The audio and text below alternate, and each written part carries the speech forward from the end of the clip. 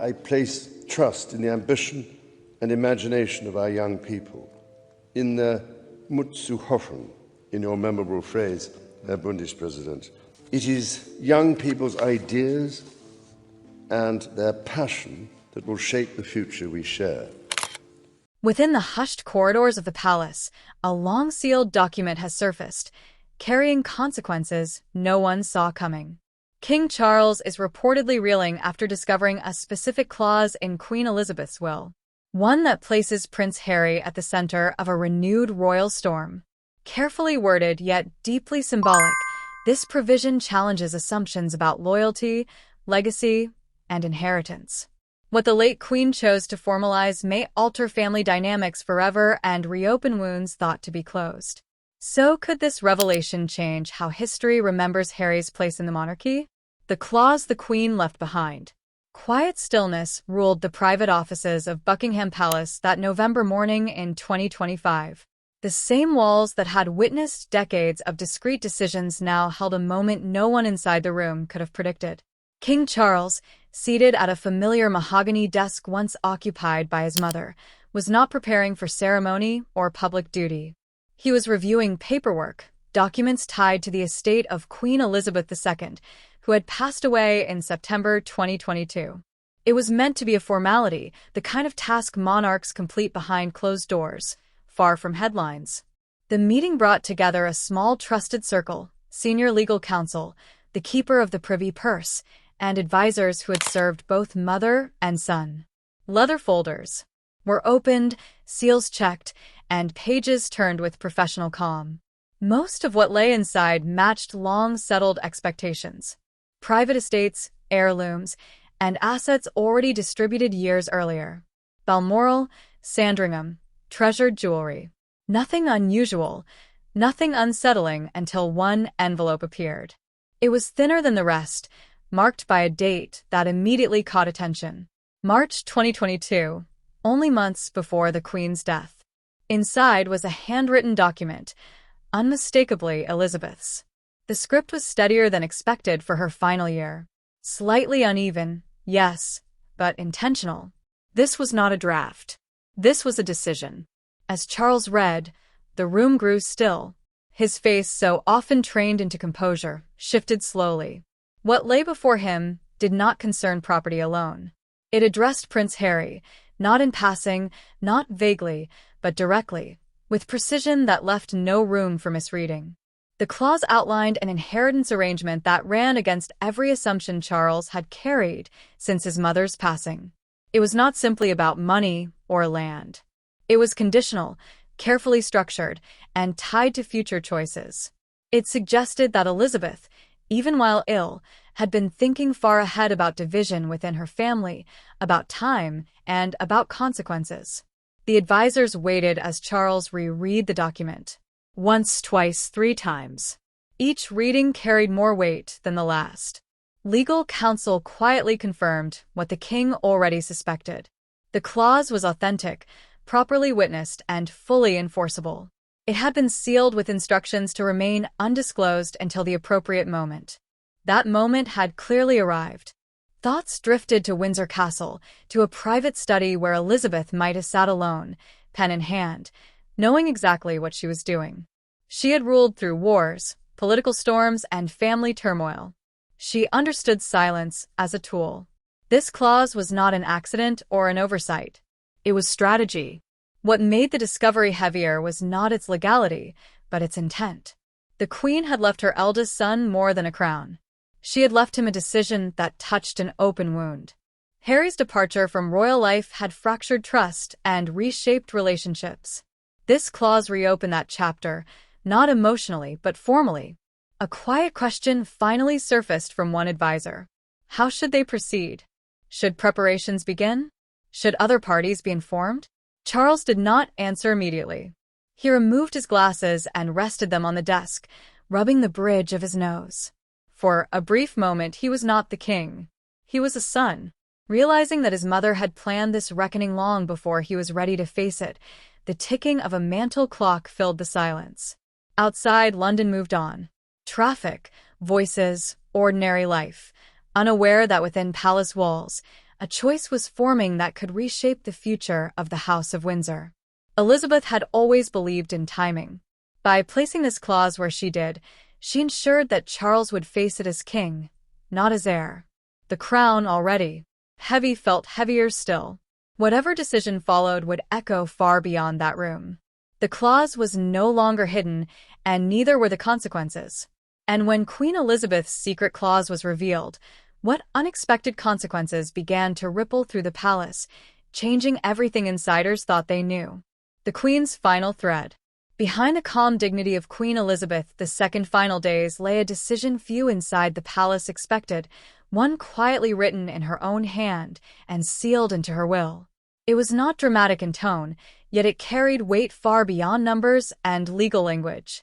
When the document surfaced after her death in September 2022, it revealed that the late monarch had left Prince Harry a significant inheritance, about $20 million from her private estate, but in a form that spoke less about wealth and more about belonging.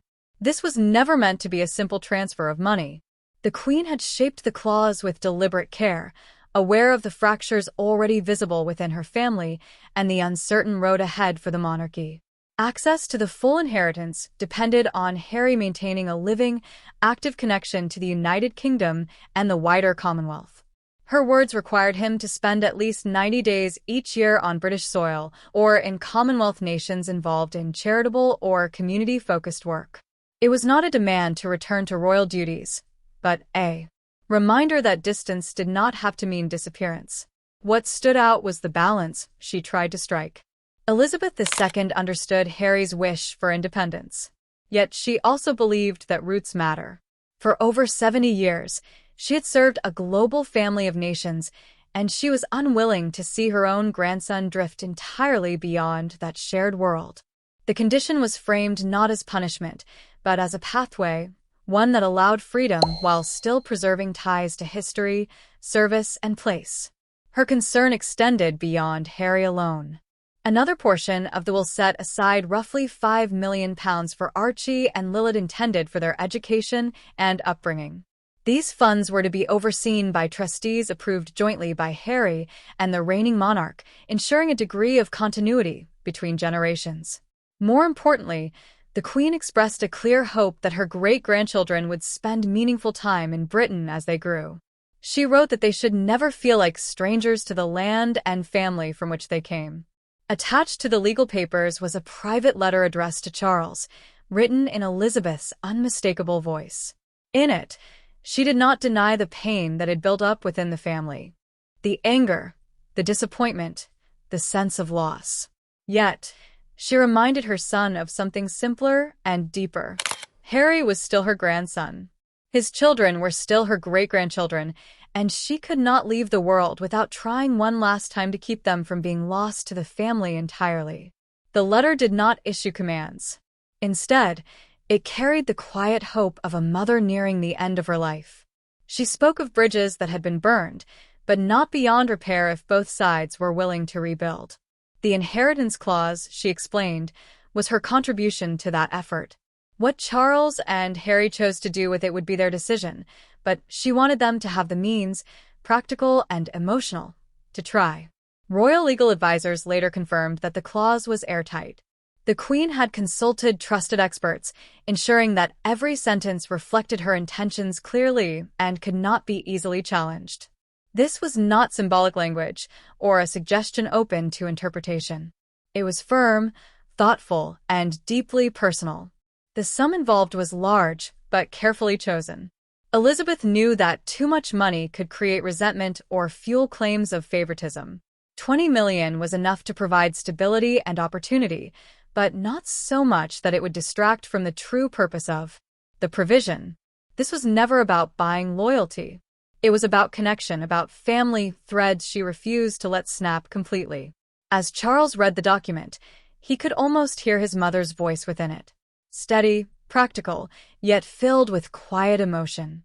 She had known her time was short. She had known that the responsibility of healing the rift with Harry would fall to him.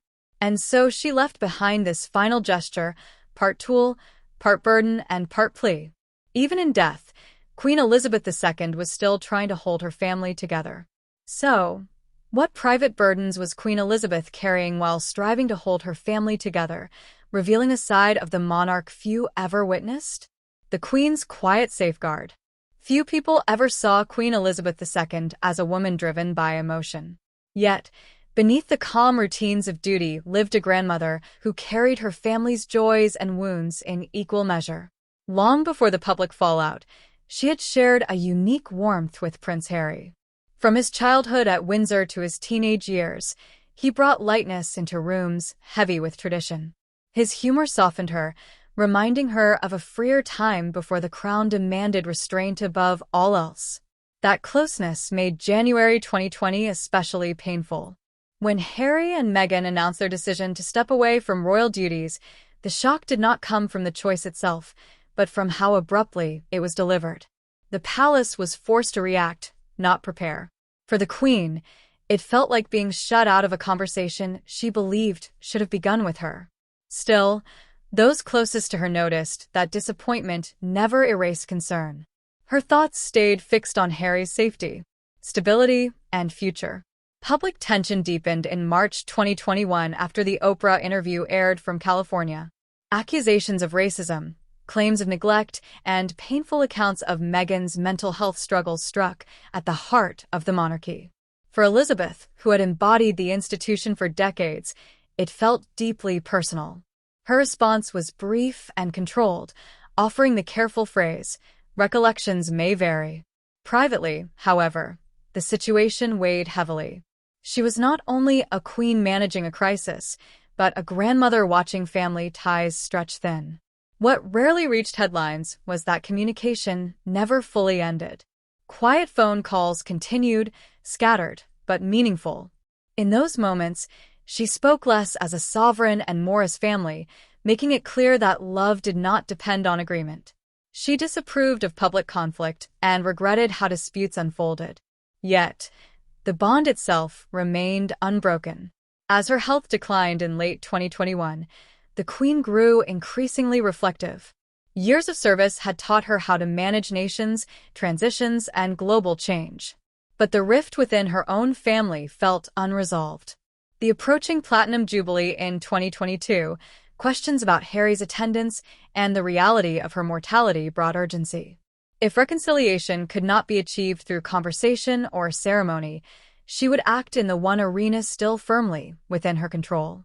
Working closely with a legal advisor she trusted deeply, someone who understood both law and family, Elizabeth crafted a discreet provision within her will. Its purpose went beyond money. Financial security for Harry mattered, but it was not the heart of the decision. She wanted his children to retain a living connection to Britain, to history, and to the family they were born into. Most importantly, she designed the clause in a way that required cooperation between Harry and Charles. It quietly insisted on dialogue, negotiation, and shared responsibility. Secrecy was essential. The Queen did not want this decision to dominate the immediate days after her death or interfere with the fragile beginnings of Charles's reign. By delaying its revelation until after a full estate review, she hoped emotions would cool and grief would soften resistance. Timing, she believed, could determine whether her final wish was rejected or respected. Attached to the clause was a personal letter revealing rare vulnerability. Elizabeth acknowledged regret, admitting she had waited too long to intervene more firmly. She wrote of trusting that time would heal wounds on its own, only to realize how deep the fractures had grown. By then, illness and protocol limited what she could do openly. The letter carried no blame, only reflection and resolve.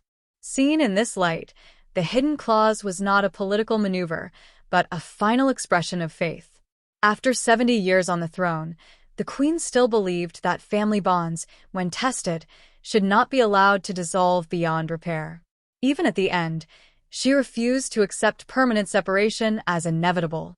Through quiet planning rather than public command, she made one last attempt to guide her family back toward understanding, leaving behind not just a legacy of reign, but a message of enduring love. But when King Charles faced that single page, what unexpected decision threatened to reshape his legacy and test the limits of enduring love? The clause that changed everything? Alone with the weight of a single page, King Charles found himself staring at a decision that refused to stay neatly confined to paper. What lay before him was not merely legal language or financial detail, but a final instruction shaped by a mother who had ruled for 70 years and loved her family with equal intensity. The words carried both tenderness and authority, blending maternal hope with sovereign expectation, and they placed Charles at the center of a storm where duty and emotion collided. Years had passed since the quiet farewell that sent Prince Harry across the Atlantic to California. Yet, the distance between father and son felt wider than any ocean. Since 2020, the public interviews, the streaming series, and the memoir released in 2023 have turned private pain into global conversation. Charles had endured criticism all his life, trained by tradition to absorb scrutiny without flinching. Still, hearing his own son describe him as distant and flawed struck a deeper nerve. Love had not vanished, but it now lived alongside disappointment, anger, and a sense of betrayal that never fully rested. The clause discovered after Queen Elizabeth II's death in September 2022 forced all of that unresolved emotion back into focus. It offered Harry a substantial inheritance, but with expectations attached. Time spent in the United Kingdom, renewed contact with family, and a quiet hope that the next generation might not grow up entirely detached from their roots. To Charles, it felt like his mother's last attempt to guide him, not as a monarch, but as a father still struggling to reach his son. Before any path could be chosen, one voice had to be heard. A private meeting was arranged with Prince William at Clarence House, away from advisors and cameras. William arrived, already guarded, sensing the gravity of the moment. As Charles explained the clause, the room tightened.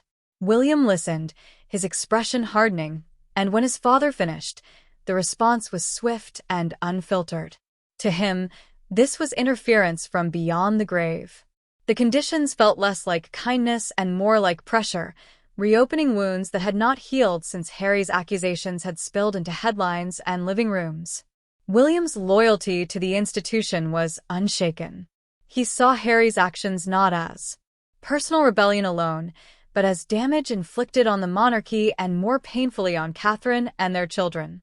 Reconciliation under obligation felt wrong to him. He made his stance clear. He would not block his father's decision, but he would not be part of any renewed closeness. Courtesy, if required, would be given. Trust would not. That conversation ended without resolution, leaving Charles suspended between two generations. Beyond the family walls, the implications stretched even further. Public opinion remained divided. To some, Harry was a man who had chosen well-being over tradition, escaping a rigid system. To others, he was a prince who criticized his family while benefiting from the very title he questioned. News of an inheritance tied to reconciliation could be seen as compassion or as weakness. Advisors offered no single answer. Those who had served the late queen urged respect for her wishes, reminding Charles that continuity and family unity had always been central to her reign. Younger voices warned of optics, of precedent, of a king appearing guided by a document rather than authority. Each argument carried weight, yet none eased the burden. Late into the night, Charles sat in his study, thinking not of press reactions or strategy, but of a woman who had been both mother and monarch. She had corrected him, challenged him, and studied him for decades. This clause felt like her final counsel offered quietly, asking him to choose courage over caution. The page did not tell him what kind of king to be, or what kind of father history would remember. It only reminded him that leadership sometimes demands risk and that forgiveness, once offered, cannot guarantee peace. The discovery had solved nothing. It had simply ensured that the choice ahead would define far more than an inheritance. It would shape the soul of a reign. Could this life in California hold secrets that might redefine more than headlines? Perhaps even the very legacy of a royal reign. The Queen's quiet bridge across the divide. Far from palace corridors and British headlines, life had taken on a steady rhythm in California, one shaped by cameras, contracts, and carefully guarded privacy. The days were filled with production meetings, speeches, and deadlines. Different from royal duty, yet demanding in similar ways. Public attention never truly disappeared. It only changed form. While the world assumed limitless wealth, the reality was more restrained. Major media deals had brought security, but not the kind that allowed idleness. Work was necessary, not optional, and every decision carried weight. What remained largely unseen was the distance, emotional and physical, between a son and his father. Conversations were rare and brief, often reduced to necessary updates about children or formal family obligations. Even moments that should have drawn them closer, such as a serious illness in early 2024, passed with courtesy rather than warmth. Silence settled in where trust once lived, growing heavier with time. Unknown to this life across the Atlantic, a discovery was unfolding in Britain. Within the late Queen's will lay a carefully shaped provision, one that looked beyond money and towards something far more delicate: connection. It carried conditions that would not sit easily with a life rebuilt thousands of miles away. Time spent regularly in the UK or Commonwealth nations, expectations around children maintaining ties to their heritage, and oversight arrangements approved by the reigning monarch were all part of the design. These were not simple requests. They were invitations wrapped in obligation. For a family that had left in search of safety and peace, the thought of frequent returns raised old fears. The British press, once relentless, still loomed large in memory. Past experiences of hostility and prejudice had left scars, making the idea of regular exposure deeply unsettling. Any agreement would require difficult conversations at home, especially with a partner whose resolve to protect her children and herself had shaped their American life. The balance between marriage, mental health, and legacy was fragile. The children stood at the heart of it all. Raised quietly, largely shielded from public scrutiny, their world had been intentionally small and grounded. Introducing structured ties to a distant heritage posed questions without easy answers. Who would define what those ties looked like? How would they be enforced? And what would the children one day feel about choices made on their behalf? Yet there was another side to that same question: whether cutting off an entire branch of family history might one day be a source of regret. Threaded through the legal language was something unmistakably personal. The Queen had always been a steady presence, offering affection without conditions, even when others withdrew. Her final months had not erased that bond. Instead, they seemed to strengthen her resolve to leave a door open, a quiet passage that might allow reconciliation to grow over time. The provision did not demand forgiveness or submission. It offered structure, patience, and the possibility of return on gentler terms. That realization carried emotional force. It challenged long-held defenses built through years of conflict, interviews, and public judgment. The idea that someone had been thinking about the future with care, about grandchildren growing up oceans away, about family ties surviving beyond personal disputes, was difficult to ignore. Gratitude clashed with suspicion. Hope tangled with anger. Love resurfaced alongside guilt. Whatever decision lay ahead, one truth was unavoidable. This was more than an inheritance. It was a message. It asked whether distance must always mean separation, whether children could inherit more than titles or wealth, and whether bridges, once broken, might still be rebuilt. The answer would not come quickly, but the question itself ensured that nothing would remain quite the same again. What's secret in Queen Elizabeth's will could change everything. And why is the royal family suddenly facing a future none of them expected? The hidden clause that could change royal history. In the quiet corridors of Buckingham Palace, a secret clause in Queen Elizabeth's will had suddenly emerged, casting a long shadow over the future of the royal family. King Charles, carrying the weight of both duty and personal longing, now faced a delicate crossroads. This was more than a legal matter. It was a test of trust, understanding, and the fragile bonds that had frayed over years of distance and conflict.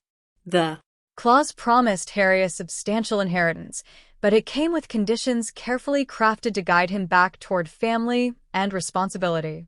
Charles's advisors recommended a cautious dual approach. A formal legal notice would outline the inheritance, its requirements, and the process to claim it. Alongside that, Charles would send a personal letter, short, measured, and heartfelt, acknowledging the discovery of his mother's provision and expressing a genuine wish to honor her intentions. It was not a plea nor a demand. It was an open door, a fragile invitation into conversation, leaving the next move entirely to Harry. The clock was set. The legal documents specified a 90-day window for Harry to respond. Accepting would trigger a chain of formalities. Trustees would be appointed. Frameworks for monitoring compliance would be put in place, and arrangements for his children's funds would be established. Each step required interaction between Harry's representatives and the palace, interactions that had been scarce in recent years. Rejection, on the other hand, promised a simpler legal outcome, but a far more complex public one.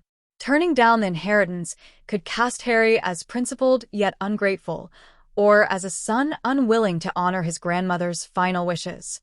The media would dissect every nuance, fueling speculation for months.